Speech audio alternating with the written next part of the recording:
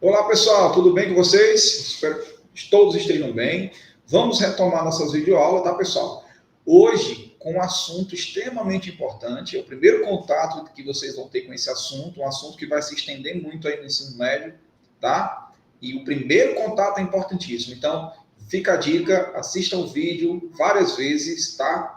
Para que vocês aprendam, principalmente a parte inicial desse assunto. E nós vamos falar sobre ideia de função, um assunto importantíssimo, que vocês precisam muito aprender essa parte inicial para o aprofundamento do ensino médio, tá certo? Apresentando a tela, vamos lá. Então, meus queridos, é importante aprender a ideia de função, tá? Vamos lá. Na matemática, pessoal, função está totalmente associado à relação que existe entre duas grandezas, tá? Uma dependendo da outra. Vai sempre ter uma das grandezas que domina a situação e a outra que se comporta dependendo daquela que domina. Então, nós vamos lá na frente ouvir falar sobre domínio e imagem, e é justamente isso que eu estou adiantando para vocês. Voltando aqui para a tela. Então, vamos lá.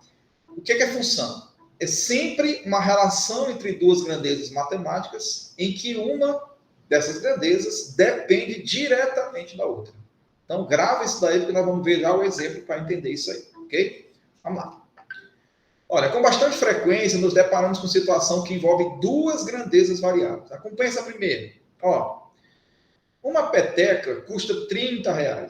Se nós representarmos por X a quantidade de petecas iguais a essa que Rui, o professor de educação física, quer comprar, e por Y o preço, vamos chamar de X quantidade de petecas, e vamos chamar de Y o preço a pagar. Ele vai organizar isso na tabela. Ó. Uma peteca, R$30, tá? Então, uma vezes 30. Duas vezes 30, 60, e vocês já perceberam, né? Mas vocês estão vendo que tem duas grandezas se relacionando na história, tá? Que é a quantidade de petecas e o preço a pagar, certo? E uma depende totalmente da outra. Quem, professor? O preço que vai ser pago depende primeiro de quantas petecas vai ser compradas. Então, quem é o domínio aqui na história? Primeiro eu tenho que determinar quantas eu vou comprar para saber depois quanto eu vou pagar. Você não paga algo sem saber a quantidade, ok? Então, olha essa situação que eu estou mostrando para vocês. Então, isso aqui já é uma ideia de função, pessoal. Uma grandeza dependendo da outra, uma dominando a situação. Observe o quadro. Você percebe que o preço Y a pagar depende do X, da quantidade de petecas compradas. Então, como é que eu escrevo essa função?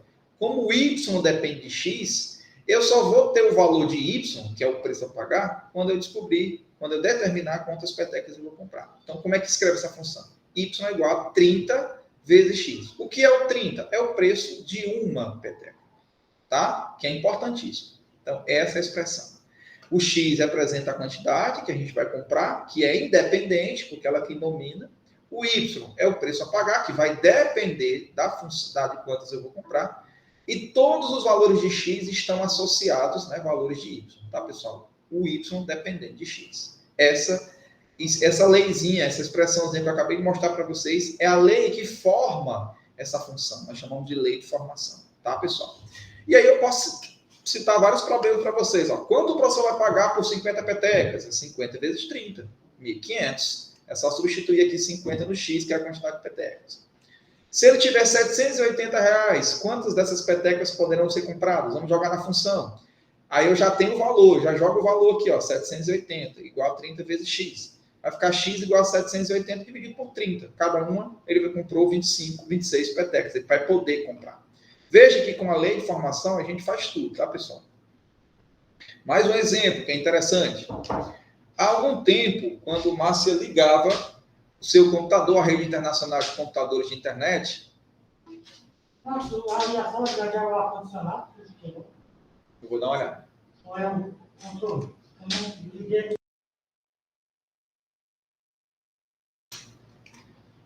Só interrompendo aqui, porque eu estava atendendo uma pessoa, tá? Voltando para o nosso vídeo.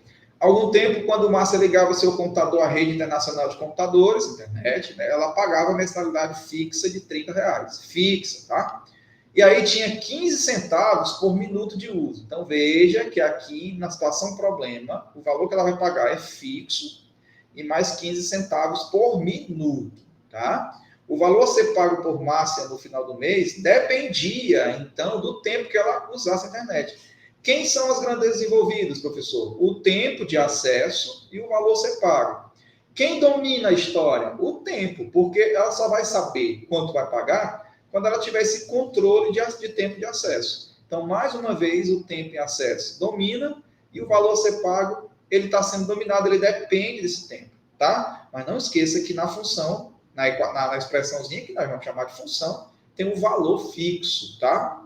Então, como é que ficaria? Ficaria os R$ 30 mais os 15 centavos por minuto. Isso se ela usasse 1 minuto.